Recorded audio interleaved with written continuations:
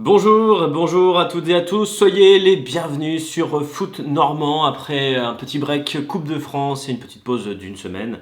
On est de retour pour parler National 2, National 3, l'épisode 5 du débrief dans lequel on revient d'ici quelques instants sur ce qui s'est passé sur les différents terrains de National 2 et de National 3 pour nos représentants normands. On commence tout de suite par la partie National 2.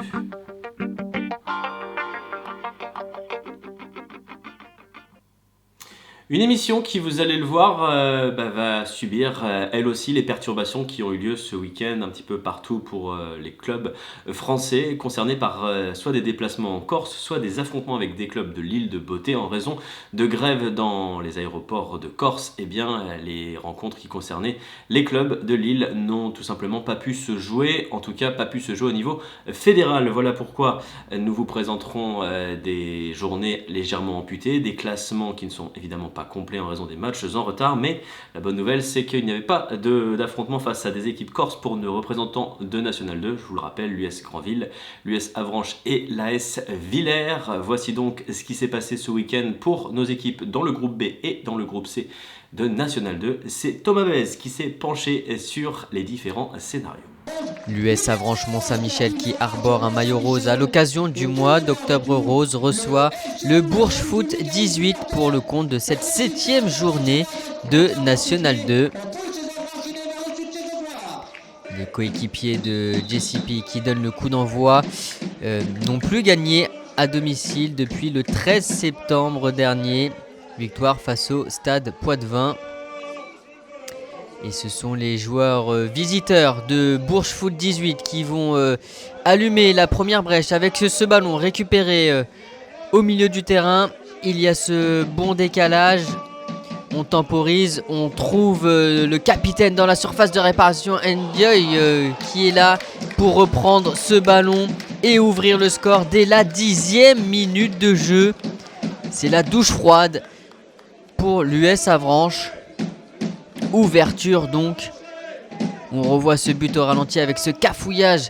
On n'arrive pas à se dégager et c'est le numéro 12, Enjoy, qui en profite pour tromper Alexandre Marfin. 1-0. Il faut attendre la seconde période pour voir le match s'emballer un petit peu avec ce bon ballon dans la profondeur qui bénéficie à l'attaquant de Bourges, mais sa frappe est trop cadrée. La réponse de l'US Avranches ne va pas tarder puisqu'on joue la 48e minute de jeu. Il y a ce centre qui est remis en retrait pour Anas Lamrabet qui vient égaliser. 48e minute de jeu, un partout donc dans cette rencontre.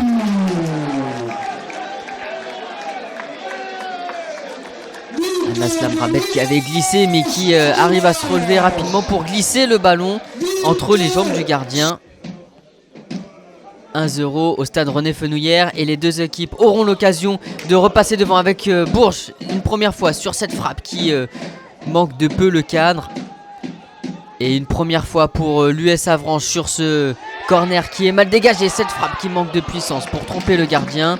Il y aura bien une dernière occasion avec ce ballon récupéré très haut. Il y a ce décalage à gauche et cette frappe qui est détourné au premier poteau.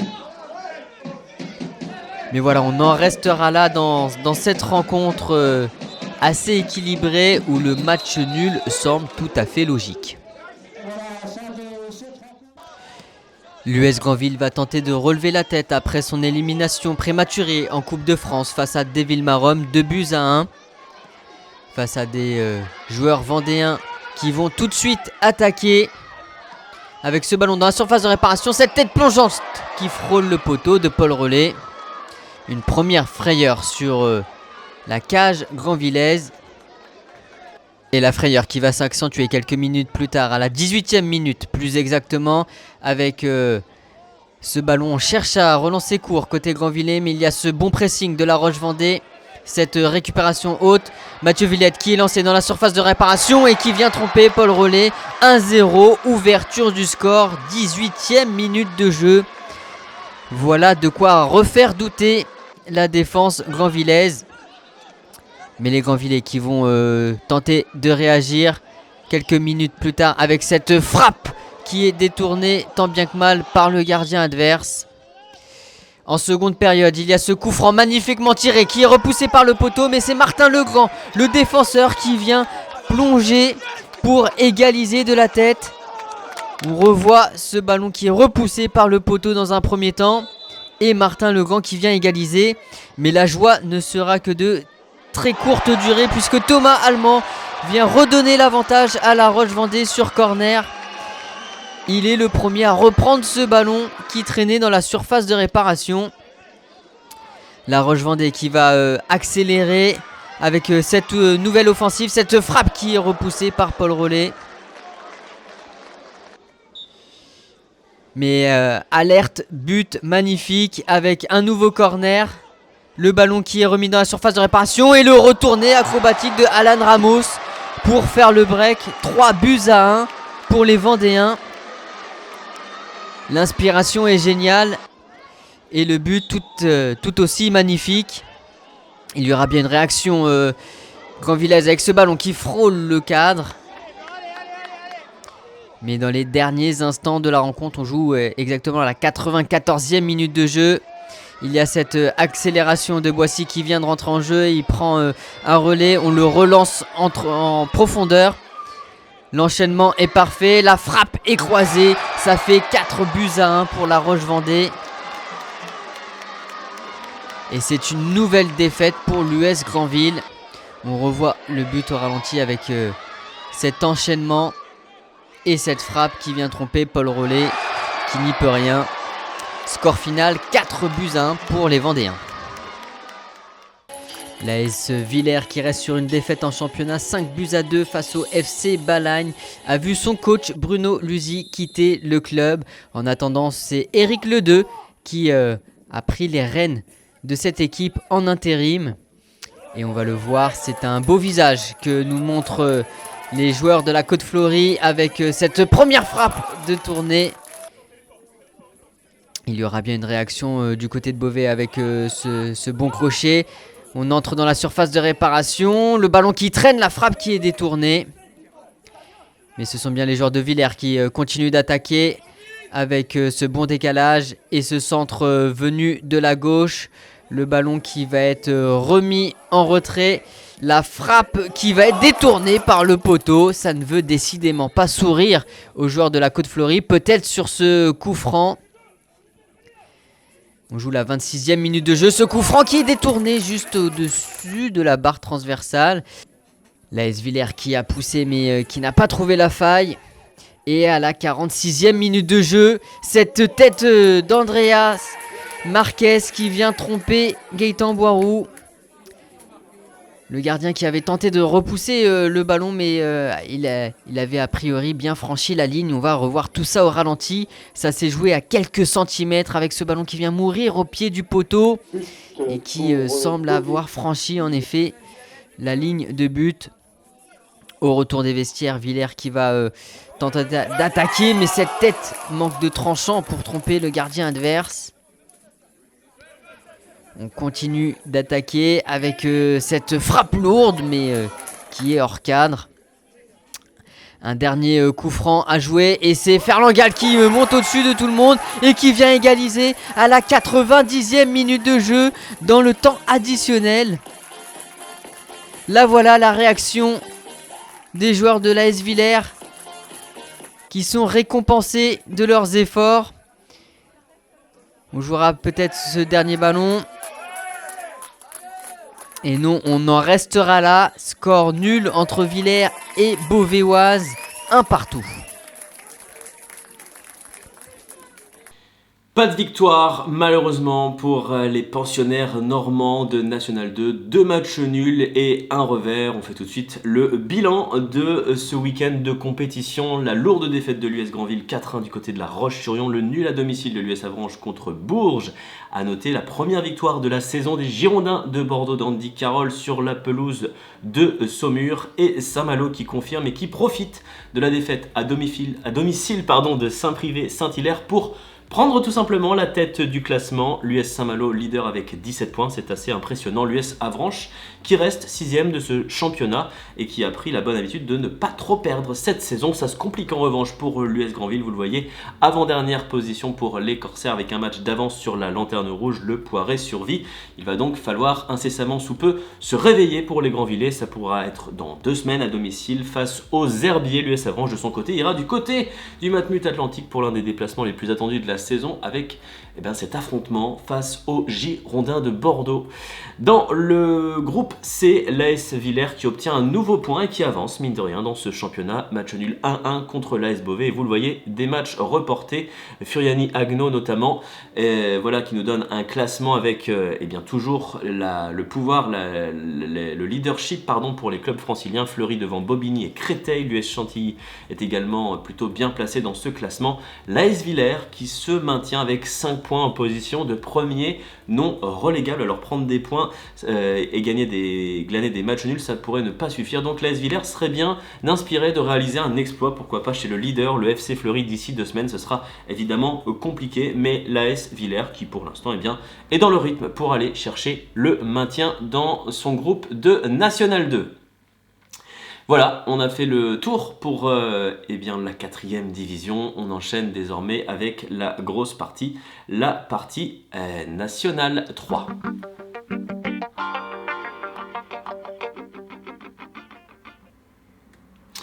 Le National 3 où malheureusement, comme je le disais il y a quelques instants, en raison des grèves dans les aéroports corses, 2 rencontres n'ont pas pu se jouer. L'AG Caen et l'ASPTT se sont donc retrouvés au chômage technique. Les 2 formations en ont profité pour s'affronter en match amical, mais il n'y avait évidemment pas de notion de match amical pour le premier duel qu'on va vous montrer, et le duel du groupe D qui a opposé le CMS Wassel à l'AS Chatou. Déplacement donc chez les joueurs de la région parisienne pour les Océliens qui ont plutôt bien négocié leur début de saison. Et vous allez voir, ça va commencer par une action un petit peu curieuse, ce but de Wassel qui est finalement annulé, mais le penalty est sifflé pour cette faute des joueurs de Chatou. Adama Sidibé s'élance et inscrit dès la 25e minute son 4e but de la saison. Wassel est en tête dans cette partie. Derrière l'AS Chatou qui est virtuellement dernier de ce championnat à cause d'une sanction administrative, va commettre une erreur. On est passé d'une touche sur le premier but à une autre touche sur le deuxième. Ibrahima Samoura ne se fait pas prier pour profiter de cette erreur dans la surface de réparation. Sa frappe croisée vient rebondir sur le poteau, c'est rentrant et ça fait 2-0 pour les Océliens. Désormais on est en 2e période et les joueurs de Draman Dilin qui vont avoir des occasions de mener 3-0, notamment celle-ci, mais Chatou résiste et derrière se met en quête de réduire la marque. Axel Temperton s'interpose une première fois, il va avoir à nouveau une frappe de loin à négocier, plutôt simple celle-ci, mais vous allez le voir, la fin de match va être crispante pour les Océliens qui vont se faire réprimander pour cette faute en apparence commise à l'extérieur de la surface. C'est malgré tout un penalty qui est sifflé. L'occasion n'est pas manquée pour François Cissé à la 89e minute de réduire la marque. Wassel, sous la menace d'un retour de Chatou dans les derniers instants, ne va pas craquer et s'imposer 2-1 à l'extérieur et confirmer son excellent début de saison.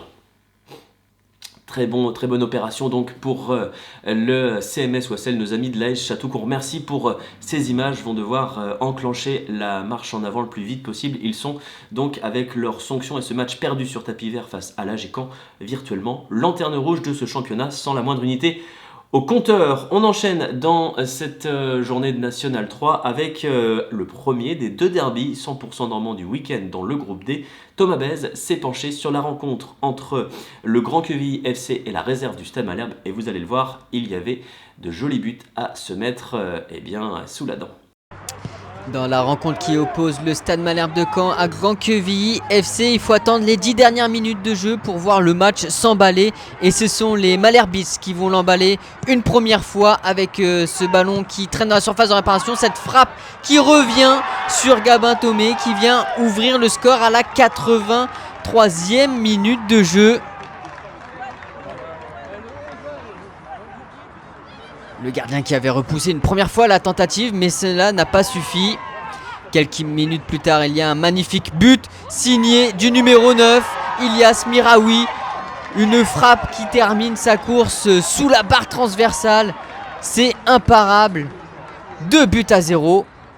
Et si vous avez apprécié le deuxième but du Stade Malherbe, accrochez-vous pour ce but, ce bijou de millénaire. À la récupération, il enchaîne la frappe sans se poser de questions. C'est magnifique, c'est peut-être déjà le but de la saison en National 3. 3-0 pour le Stade Malherbe de Caen. Et on vous laisse apprécier ce troisième but qui vient entériner la victoire du Stade Malherbe de Caen. Le premier derby, c'est fait. On enchaîne donc avec le deuxième, très important. L'US Alençon en manque de points dans ce début de saison. Recevait l'ES Udif Cabourg ce week-end. Les hommes d'Arnaud Cormier, qui sont toujours en lice, néanmoins en Coupe de France, se retrouvent bien sous la menace dans les premiers instants d'une équipe d'Yves plutôt décomplexée avec cette première occasion. On voit dans la gestuelle de Romain Quincan qui n'est pas complètement satisfait de ce qui se passe sur le terrain. Il va avoir à nouveau du travail. Cette fois-ci, il ne peut pas capter cette frappe. Il est obligé de la repousser. Et dans la foulée, c'est Aurélien Toris d'un geste dont il a le secret qui n'est pas loin d'aller chercher la lucarne alençonnaise. 3 occasions assez nettes pour les Divets. Il va y avoir néanmoins un réveil pour les Ornais avec ce centre venu de la droite. Cette reprise de la tête, c'est hors du cadre. Maxime Verrier n'a pas besoin de s'employer et on se met en difficulté tout seul du côté des Verts et Noirs avec cette contre-attaque qui se retrouve déclenchée. On ne va pas être loin, vous allez le voir, de l'ouverture du score, mais Romain Quincan a le bonheur de voir ce ballon finir au-dessus de sa barre transversale. Ce n'est toutefois que partie remise. On est vraiment quelques secondes plus tard. Cette percée du SU Udif Cabourg qui est repoussée tant bien que mal par l'ancien gardien de Quevilly-Rouen Métropole, mais c'est suivi derrière par Alexis Jeanne, le joueur revenu de ses aventures canadiennes, qui marque son premier but de la saison et qui met les Divets en ordre de marche. Réaction immédiate de l'US Alençon. Max Verrier impeccable sur cette horizontale pour préserver le score d'1-0. Ce sera le score, justement, à la pause, en seconde période. Alençon se rue à l'abordage, mais ça manque encore de précision, comme vous pouvez le voir sur ces images. Ça manque de précision, ça manque aussi de tranchant. Il faut dire que la défense d'Yves a du répondant à l'image de cette situation. On est désormais dans le temps additionnel. On joue mal cette situation du côté de la défense des locaux. Il n'y a plus qu'à lober derrière. Romain Quincan pour Erwan Koutélé qui marque, alors plutôt dans le temps additionnel plutôt qu'à la 85e minute, qui marque donc le but du 2-0. Le SU Udif Cabourg qui glane ses 8e, 9e et 10e points de la saison et qui rejoint le CMS Wassel sur le podium. Gros match ici à Alençon, les deux équipes commencent fort, franchement beaucoup de rythme, on était vraiment, je pense, tous les 11 joueurs fatigués au bout de 20-25 minutes. Puis après on a réussi à un peu plus poser notre jeu, à se créer des situations intéressantes.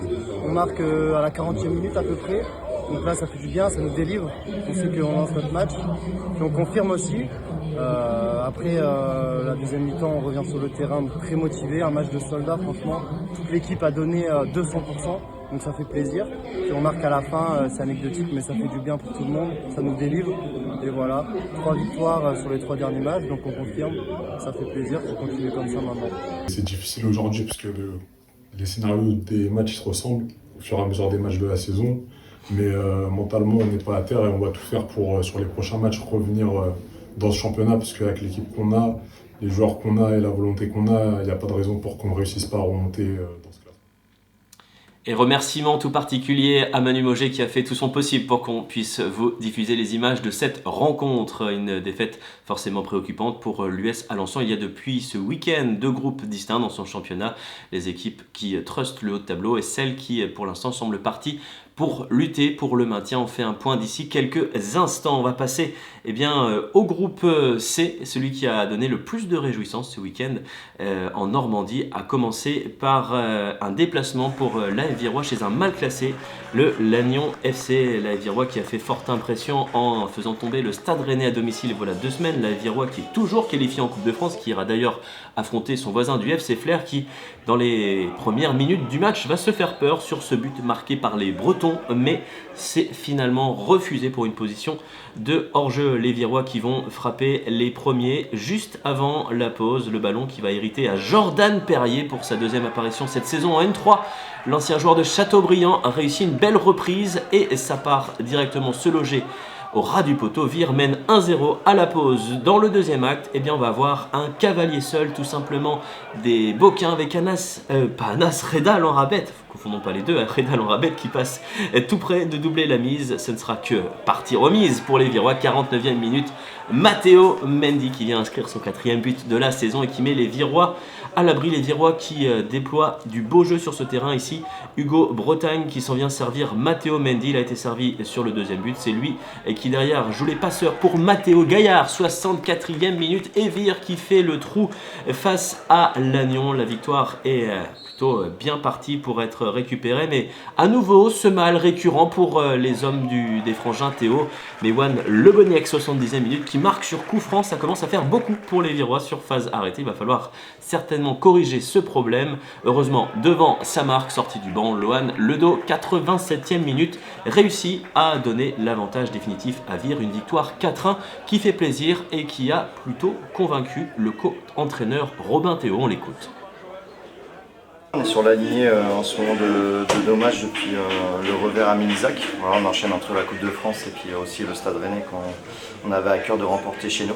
Ça apporte de la confiance, voilà, on bosse depuis juillet pour cela. Maintenant, voilà, faut se remettre vite au travail parce qu'il y a encore des choses à peaufiner. Le coup de pied arrêté encore qu'on prend, c'est un petit défaut qu'il faudra vite gommer aussi parce que sur des détails, sur des matchs, ça va nous permettre de gagner des détails et de gagner des matchs. Belle victoire donc de l'AS Virois qui confirme à l'extérieur. Allez, je vous fais un petit spoiler, ce groupe C nous a apporté pas mal de réjouissances ce week-end. Vous allez comprendre pourquoi d'ici quelques instants. Vous allez aussi comprendre pourquoi j'ai choisi ce décor. On enchaîne avec un nouveau duel, la réception par le FC Saint-Lô de Pontivy. Un FC Saint-Lô qui va plutôt pas mal mais qui devait plutôt essayer de s'imposer, en tout cas de glaner des points ce week-end pour entretenir son bon début de saison. Que s'est-il passé au stade Louis-Villemer? La réponse avec Thomas Bèze. Le FC Saint-Lô, je veux confirmer après son déplacement compliqué en Coupe de France, bien négocié à Neuchâtel et sa victoire 1-0. Les hommes de la préfecture manchoise sont les premiers à tenter leur chance avec une frappe lointaine hors cadre. La réponse de Pontivy est aussi une frappe lointaine, mais cette fois trop cadrée. En seconde période, Saint-Lô qui continue d'attaquer. Et c'est bien les joueurs de Pontivy qui se procurent la première nette occasion. Et c'est sur corner que la décision va se faire avec Paul Le Harper à la 70e minute de jeu qui vient délivrer le FC Saint-Lô. Et quelques minutes plus tard, il y a ce magnifique ballon pour Marvin Perrotte qui vient tromper le gardien. 2-0. Voilà le break qui est fait dans cette rencontre. Et dans les derniers instants de la partie, il y aura la réduction du score de Pontivy par Johan Le Gall qui reprend ce ballon de la tête. Mais victoire 2-1 des Saint-Lois. Et de 2 victoires pour les équipes normandes dans le groupe C. On dit jamais 203, eh bien on se penche tout de suite sur la dernière rencontre, le duel du FC Flers face au stade Plabennecquois. Un FC Flers qui a glané depuis le début de la saison 3 matchs nuls et s'est incliné lors de son dernier rendez-vous. Le FC Flers qui n'a donc, si vous faites bien le calcul, toujours pas gagné dans ce championnat et qui va se montrer offensif dans les premiers instants. Mais ça ne va pas sourire. Rappelons que sur le plan offensif, Kenneth Attal a quitté les Flériens. C'est pour l'instant le meilleur buteur des Ornais. Et en l'absence d'Attal, eh bien, dans ses premières tentatives, on ne marque pas. Emilien Cramoisan manque un petit peu là, de conviction pour réussir à débloquer la marque. Alors pourquoi pas profiter d'un corner pour réussir à surprendre Plabennec. C'est justement ce dont va profiter un nouveau venu cette saison, Léon Valentin, l'ancien de l'AGECAN, qui réussit une volée très bien équilibrée et qui met les hommes de Tony Rouillon dans de bonnes dispositions juste avant la pause. Les locaux qui ouvrent la marque face à une équipe de Plabennec qui est pourtant plutôt intéressante. Ici, Prévost est obligé de s'interposer. Plabennec qui va continuer à faire planer une menace constante tout au long de la deuxième période, mais qui va se montrer malheureusement imprécis. Un gros manque de réussite avec cette barre transversale ici qui vient sauver la défense flérienne. On s'en remet ensuite à des contre-attaques pour tenter de doubler la mise. Malgré cette frappe, eh bien ça ne fonctionne pas pour les Flériens qui jusqu'au bout vont faire peur à leurs supporters parce que vous le voyez, les joueurs de Plabennec, les anciens pensionnaires de National 2 tentent le coup à fond. Alors pourquoi pas compter sur Morgan Ardouin pour doubler la mise? Eh bien non, une fois encore, ça ne sourit pas aux Flériens qui malgré tout vont tenir jusqu'au bout et glaner enfin leur premier succès de la saison qui vient valider finalement un début d'exercice plutôt cohérent, plutôt réussi, et voilà qui nous donne un 3 sur 3, le premier de la saison dans un groupe de National 3. Il est pour le groupe C. Félicitations donc à Vire, à Saint-Lô et à Flers qui font de bonnes opérations au classement. On le verra dans quelques instants puisqu'il nous reste un match à vous montrer, match du groupe E. Le seul pensionnaire, c'est le FC Dieppe qui devait ce week-end se déplacer à Drancy. Que s'est-il passé pour les hommes de Djilali Bekar en déplacement? Thomas Bez vous donne la réponse. Le FC Dieppe de Djilali Bekar se déplace à Drancy et les choses vont très mal débuter pour les Dieppois. Vous allez le voir, on a joué le coup d'envoi.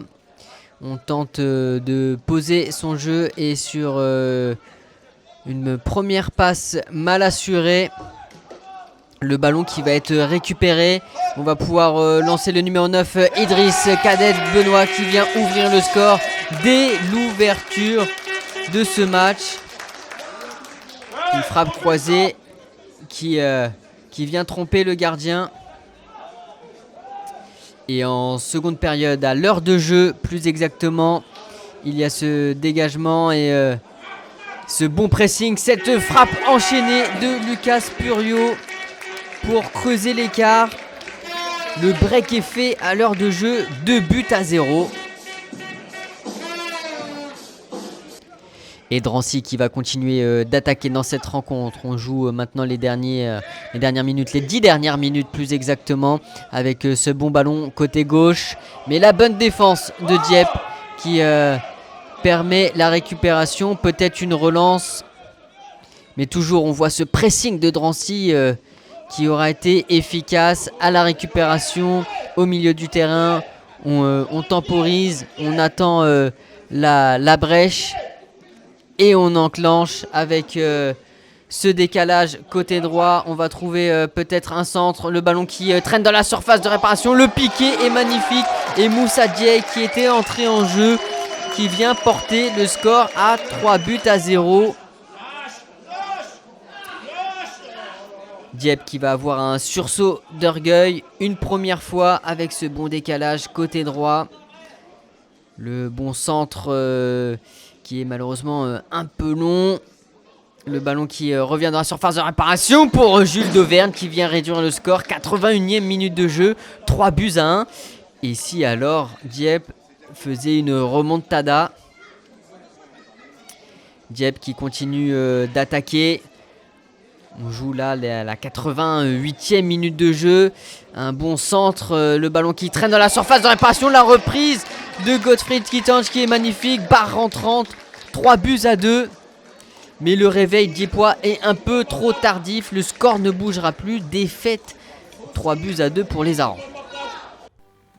Et on enchaîne sans transition les 3 succès dans le groupe C de Vire, de Saint-Lô et de Flers qui donnent évidemment le sourire. Le Stade Rennais qui retrouve le chemin du succès à domicile face à Cesson. Voilà qui nous donne un Stade Rennais seul en tête avec 12 points. Mais les Virois, 4e, ne sont qu'à 3 points de la tête. Saint-Lô suit avec 8 unités.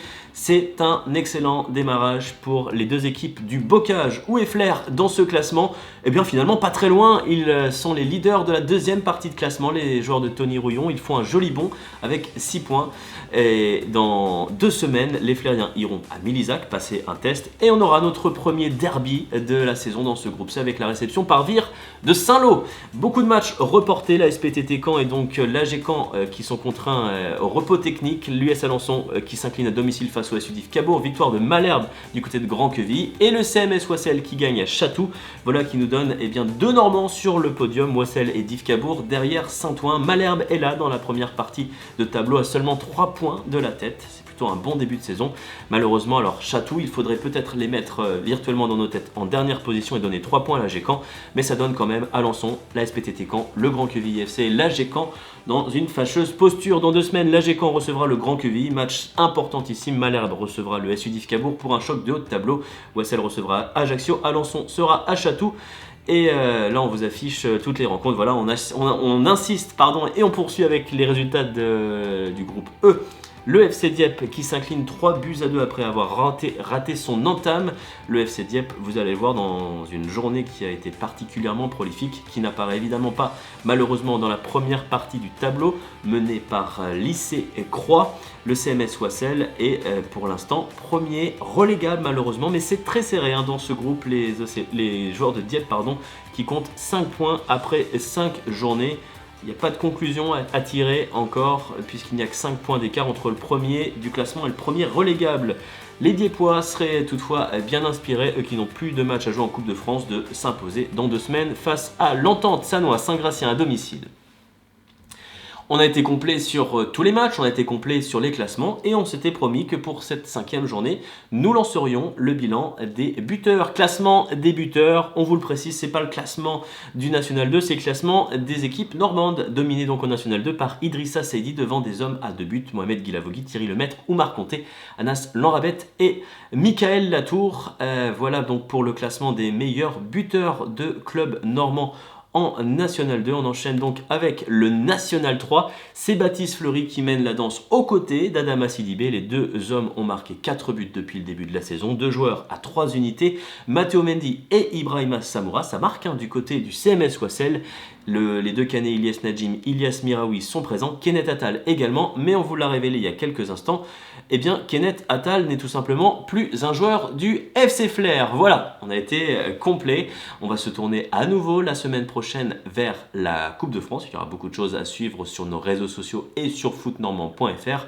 Pour notre part, on se retrouve dans 2 semaines pour parler de la 6e journée de N3, la 8e de N2. D'ici là, évidemment, prenez soin de vous. Remerciements, parce que je ne l'ai pas encore fait, à tous nos contributeurs et évidemment à tous les contributeurs extérieurs. J'ai une petite pensée évidemment pour Pedro Peixoto et l'AS Chatou qu'on remercie vivement. Ben oui, je me répète, passez toutes et tous une excellente semaine et même 2 semaines puisqu'on se retrouve dans 15 jours. Allez, salut!